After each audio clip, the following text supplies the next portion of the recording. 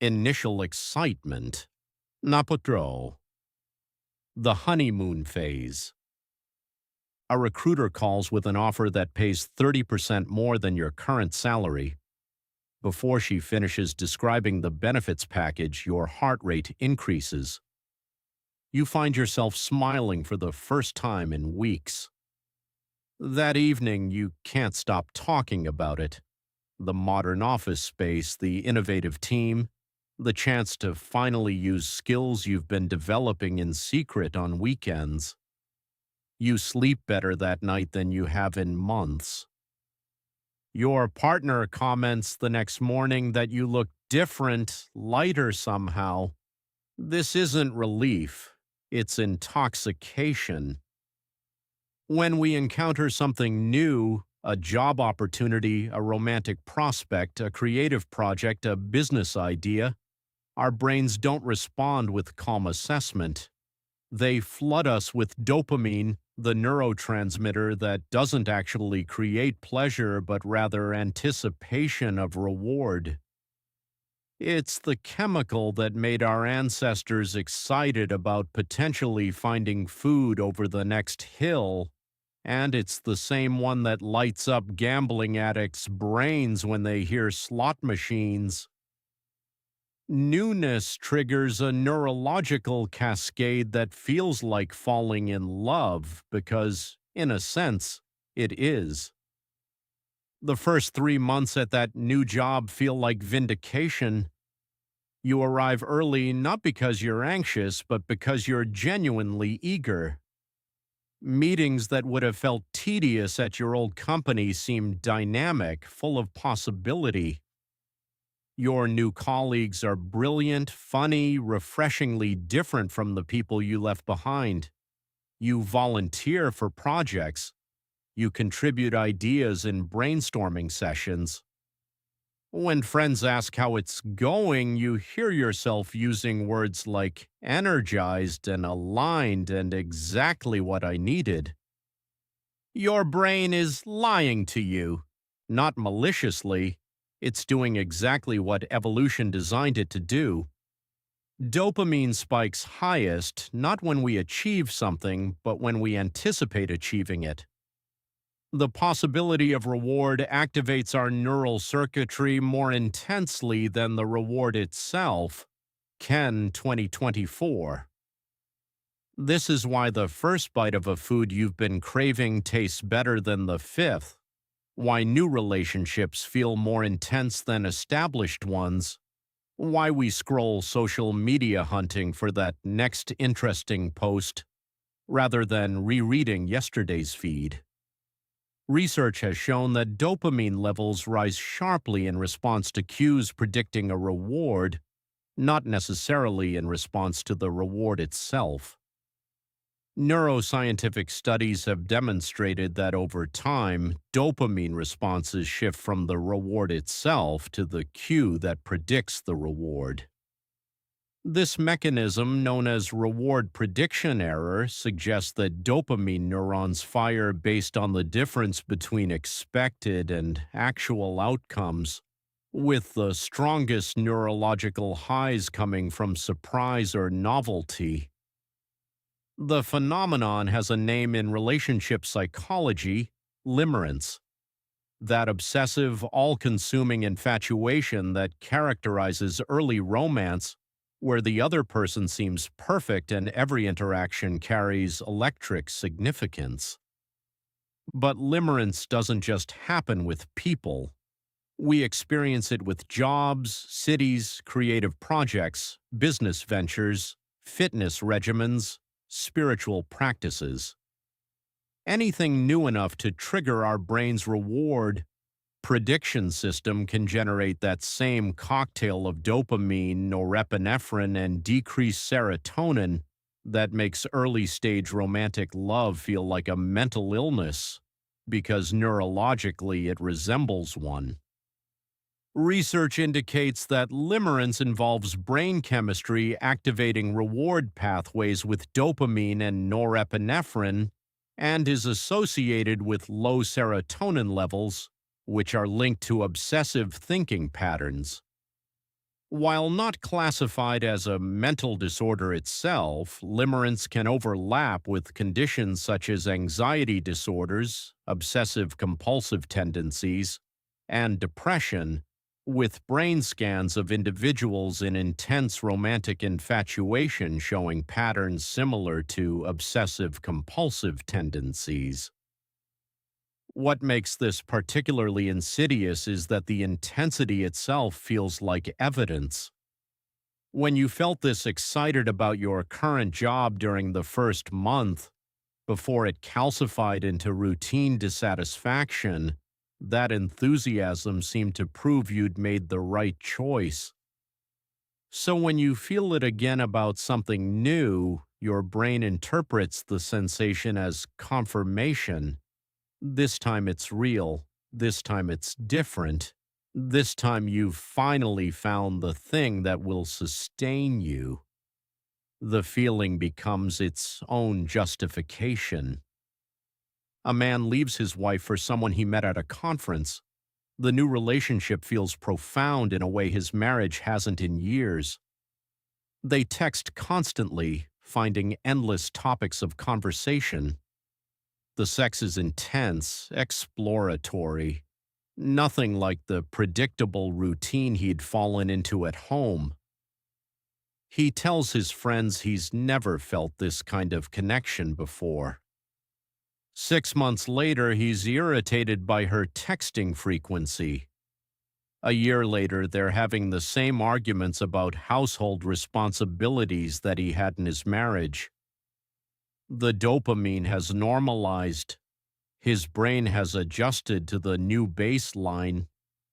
What felt like destiny revealed itself as chemistry. We don't just chase this feeling in romance.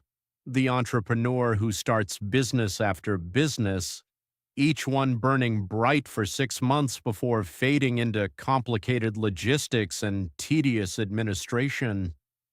The creative who begins novel after novel, screenplay after screenplay, each one feeling like the project that will finally break through, until around page 40 when the initial inspiration evaporates and the work becomes work. The person who moves cities every 2 years, convinced each new place will offer the community and belonging they seek, never staying long enough to build the deep roots that create actual belonging. This pattern, beginning, infatuation, gradual disillusionment, abandonment, new beginning, can consume an entire life. It masquerades as curiosity, as being multi-passionate, as refusing to settle. Sometimes it is those things, but often it's addiction to the neurological state of anticipation, the dopamine hit of possibility, the feeling of being at the start when everything still seems perfect because reality hasn't had time to complicate the fantasy. The cruel irony is that this same chemical cascade makes us vulnerable not just to perpetual beginning, but to staying far too long once the high fades. Because dopamine doesn't just spike with genuine newness, it also activates in variable reward scenarios, situations where sometimes we get the good feeling and sometimes we don't, unpredictably. A relationship that's mostly disappointing but occasionally returns to that early intensity. A job that's usually soul-crushing but every few months offers a project that reminds you why you started. These intermittent reinforcements can be more addictive than consistent reward, which is why slot machines pay out just often enough to keep people playing, and why we often cling hardest to situations that hurt us most. Psychological studies on operant conditioning, such as those conducted by B.F. Skinner, demonstrate that intermittent reinforcement, variable ratio schedules, generate stronger, more persistent behavioral responses and is more resistant to extinction than consistent reward schedules. This unpredictability creates anticipation and excitement. keeping individuals hooked, a principle widely exploited in gambling and social media platforms. The honeymoon phase isn't just a stage we pass through, it's a neurological state we become dependent on, and its absence can feel like a reason to leave rather than what it actually is. The inevitable adjustment of our brain chemistry to a new baseline. We confuse the fading of intoxication with the failure of the thing itself, never recognizing that what feels like the end of something meaningful is often just our neurons returning to equilibrium. The neural pathways that flood us with dopamine when we encounter something new don't shut off when we start planning to leave. They accelerate. The same machinery that makes new opportunities feel intoxicating also makes our imagined future feel more vivid, more certain, more redemptive than any future could actually be. We don't just experience chemical highs from what's in front of us, we get them from what we picture coming next. We construct fantasies not just about new jobs or new relationships, but about every departure we imagine making. The moment you seriously consider leaving something, a career, a city, a marriage, your brain begins generating vivid previews of what comes next. These aren't cautious predictions. They're idealized narratives where obstacles conveniently disappear and your better self finally emerges, freed from whatever has been holding you back. A teacher fantasizes about quitting to write full time. In her imagination, she wakes at 7, makes French press coffee, sits at a sun-drenched desk overlooking trees, and writes for 4 uninterrupted hours. Words flow, the book takes shape, publishers take notice. She never imagines the panic of a blank checking account in month 3, the paralysis of facing an empty page without external structure, the soul-crushing silence of sending manuscripts into the void. Her fantasy conveniently omits the parts that would complicate the narrative. Psychologists call this the optimism bias, our tendency to overestimate positive outcomes and underestimate difficulties when envisioning change. It's not that we're deliberately lying to ourselves. The brain evolved to encourage exploration and risk-taking, which meant emphasizing potential rewards while downplaying potential dangers. Sharot, 2011. In our ancestral environment, this bias pushed people to try new hunting grounds, explore unknown territories, form new alliances. The optimists who took calculated risks often thrived. But in modern life, this same mechanism can trap us in cycles of unrealistic expectation and inevitable disappointment. When we're unhappy with our current situation, the contrast effect amplifies this bias. The worse things feel now, the more vivid and appealing the alternative becomes. A person stuck in a stressful corporate job doesn't just imagine a different career. They imagine a transformed life where alarm clocks are optional, commutes don't exist, and passion replaces drudgery. The fantasy becomes a refuge, a mental escape hatch that provides temporary relief from present dissatisfaction. This emotional need for relief makes us even less likely to critically examine our fantasies. We want to believe in the idealized version because it gives us hope, purpose, something to work toward. Questioning those fantasies feels like destroying the very thing keeping us motivated, so we protect them, nurture them, and let them grow increasingly detailed and increasingly divorced from reality. The danger isn't in having hopeful visions of the future. Hope is essential for change. The danger lies in mistaking these visions for predictions rather than recognizing them as possibilities that require planning, sacrifice, and sustained effort. When we conflate fantasy with forecast, we set ourselves up for a particular kind of disillusionment, not because we failed, but because we were aiming at a target that never existed in the first place. A man leaves his stable accounting career to open a coffee shop because he loves coffee and hates spreadsheets. He imagines regulars who know his name, meaningful conversations over the counter, the satisfaction of craft. He doesn't imagine the 4 a.m. wake-ups, the razor-thin profit margins, the health inspections, the employee turnover, the loneliness of working every holiday while friends and family gather without him. 6 months in, exhausted and barely breaking even, he doesn't think, I underestimated the challenges. He thinks, I made a terrible mistake. But the mistake wasn't the career change itself. It was the mental model he used to make the decision, one that edited out everything that didn't fit the redemptive narrative he needed to believe. This is why so many beginnings end in a specific flavor of regret, not because the new path was wrong, but because it was different from what we imagined.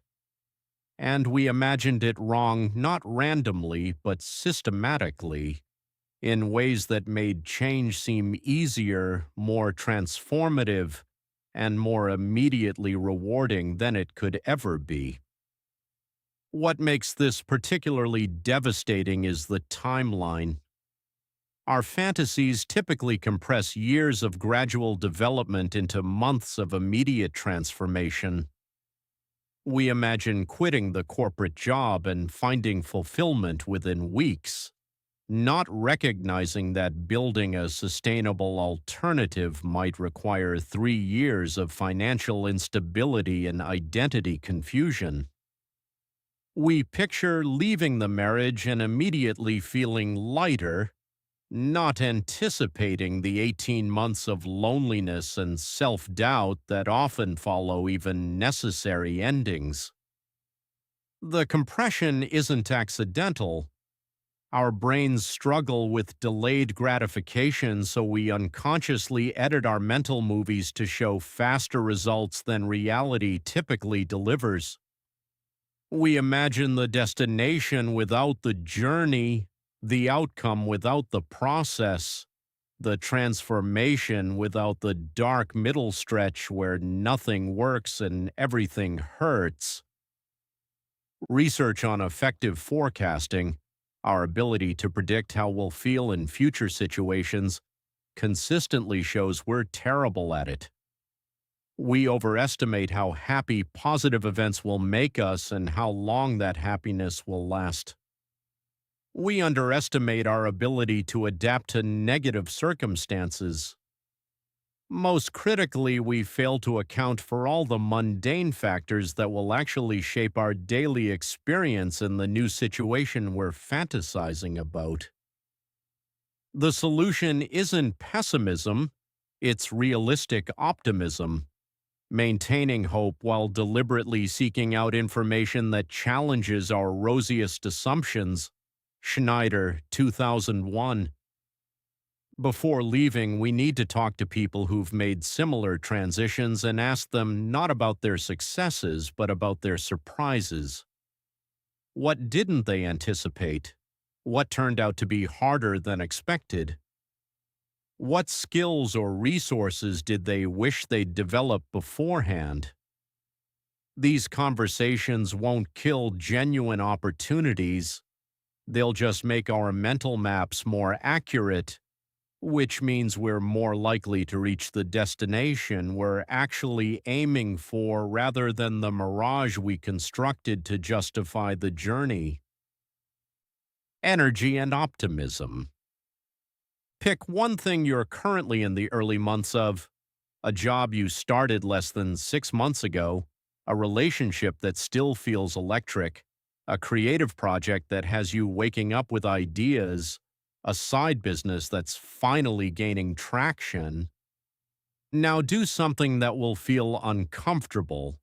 Set a timer for 15 minutes and write down every single task this thing requires that you're currently avoiding, postponing, or handling with enthusiasm only because it's still new. Not the highlights, the tedious infrastructure. For the new job, that might be expense reports, the bi-weekly status meetings that accomplish nothing, or navigating the office politics you haven't yet mapped. For the relationship, it could be coordinating schedules, having the same conversation about household responsibilities, or managing the subtle disappointments when your partner's quirks stop being endearing. For the creative project, it's the marketing grunt work, the administrative details, or the fifth round of revisions on something you thought was finished weeks ago. What you're documenting is the gap between right now energy and sustainable reality.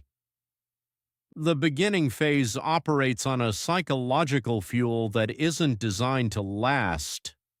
Your brain floods you with dopamine and norepinephrine when you start something new, creating a natural high that makes everything feel possible and nothing feel like work. Dopamine, in particular, is strongly associated with novelty, reward anticipation, and sustained motivation, contributing to this initial surge of energy. This neurochemical cocktail doesn't just make you feel good, it actively distorts your perception of what you're capable of maintaining. Cleveland Clinic 2022, brainfacts.org 2018, The New Health Order 2023. You genuinely believe you can keep up this pace, this level of attention, this intensity of focus. The energy feels endless because, in this moment, it practically is. But evolution didn't wire us for sustained peak performance. It wired us for bursts of intense engagement followed by periods of routine maintenance. The problem is that during those bursts, we make promises and set expectations to ourselves, to others, sometimes to entire organizations, based on what feels effortless in week 3. We volunteer for extra responsibilities. We commit to ambitious timelines. We build elaborate visions of what we'll accomplish once we really get going. And we do all this while genuinely believing we're being realistic, because our current experience of ourselves is someone who has boundless energy for this thing. The expectations we set during this phase become the standard against which we measure ourselves later. When the neurochemical high inevitably levels off and the work starts feeling like work, we don't think, "Oh, I've returned to normal human functioning." We think, "What happened to me? Where did my motivation go? Am I losing my edge?" This creates a particularly cruel psychological trap. The very enthusiasm that makes the beginning phase so intoxicating becomes evidence of our failure when it fades. We look back at those first weeks or months as proof of what we're supposed to feel, what we used to feel, what we should be able to recapture if we just tried harder or cared more. We rarely recognize that we're comparing our current state to a neurologically unsustainable high. The most successful beginnings, paradoxically, are often the most dangerous for this exact reason.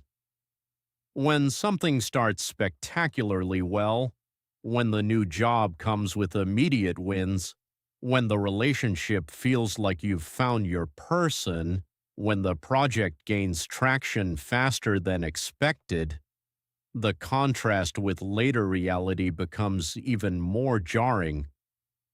You're not just dealing with the normal decline from peak excitement to steady engagement. You're reconciling the gap between an exceptional beginning and an ordinary middle, between what felt like destiny and what now feels like another thing you have to manage. Most advice about sustaining motivation misses this fundamental point.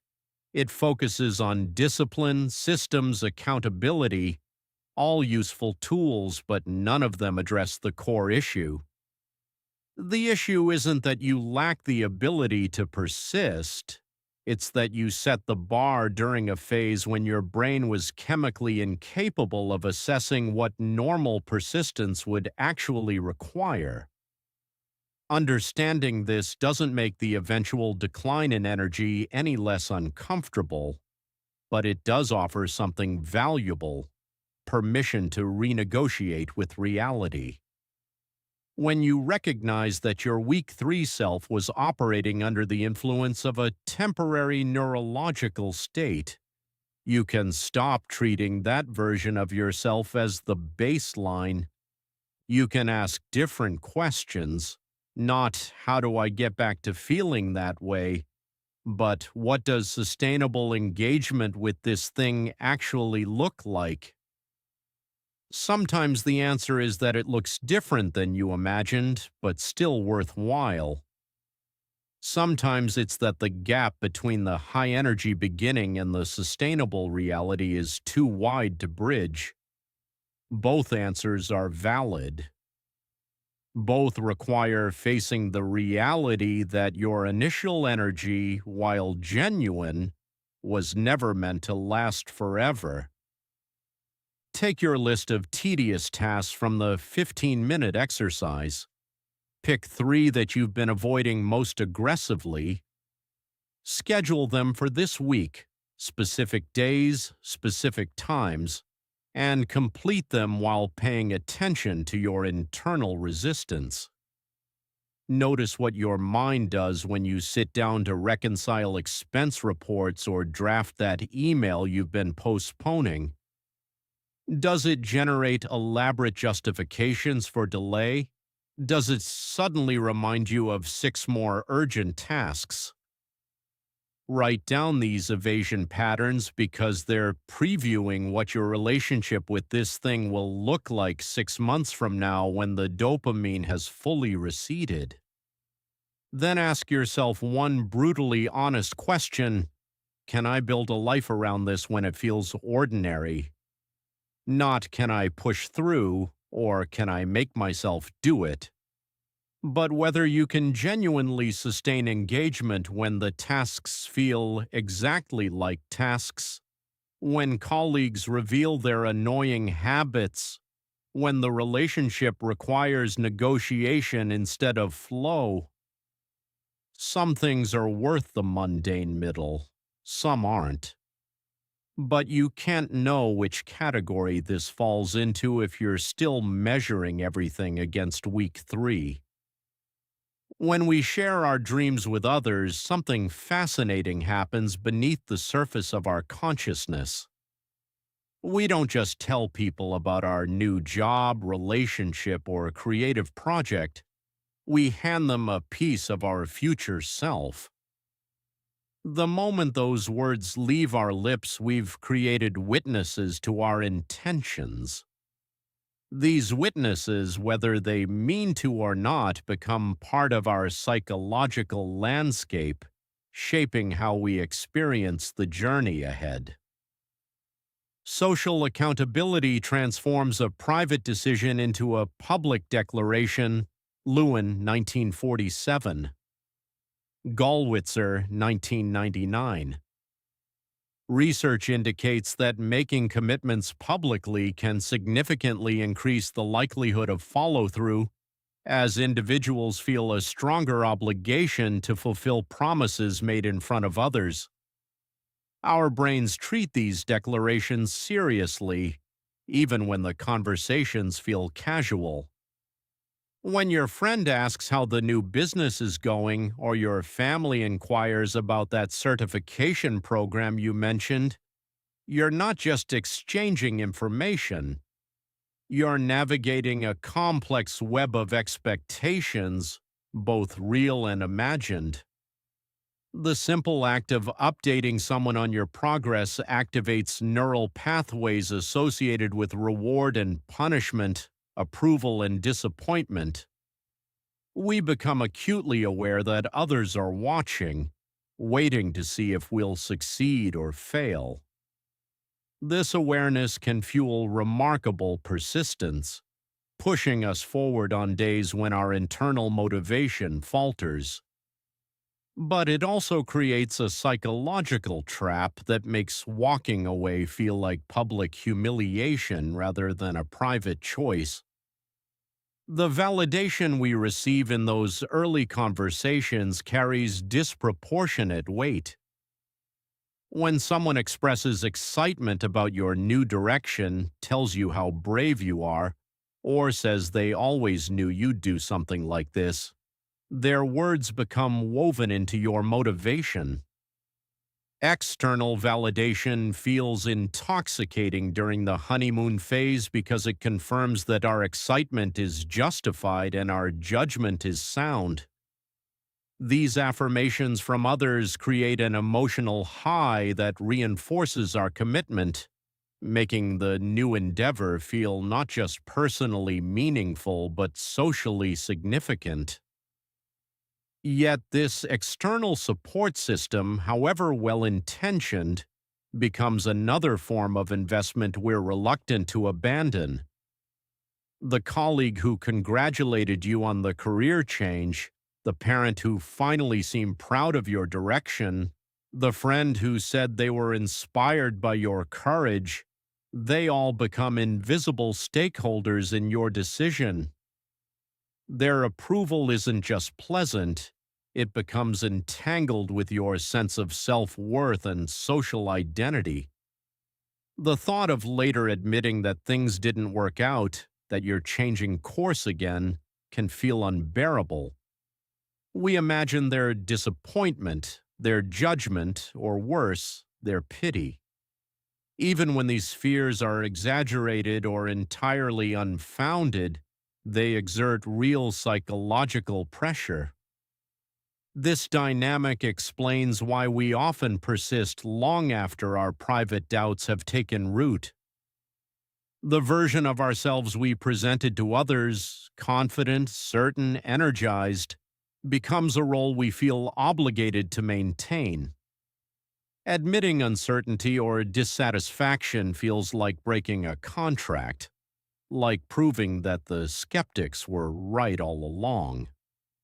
We curate our updates to emphasize progress and minimize struggle, creating a feedback loop where positive responses to our edited narratives further entrench our public commitment.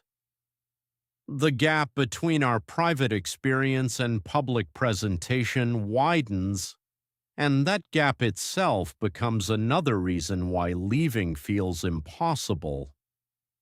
What makes this particularly challenging is that the social investment is often genuine and meaningful. The people who celebrated your new beginning truly care about you. Their interest isn't manipulation, it's connection. But care and expectation are difficult to separate. When someone asks how things are going, they're rarely prepared for complete honesty about our doubts. We learn to give them the answer that maintains the story we started together, protecting both their belief in us and our belief in ourselves. Understanding this psychological mechanism doesn't make it disappear, but it does illuminate why the initial excitement of sharing our endeavors creates lasting complications.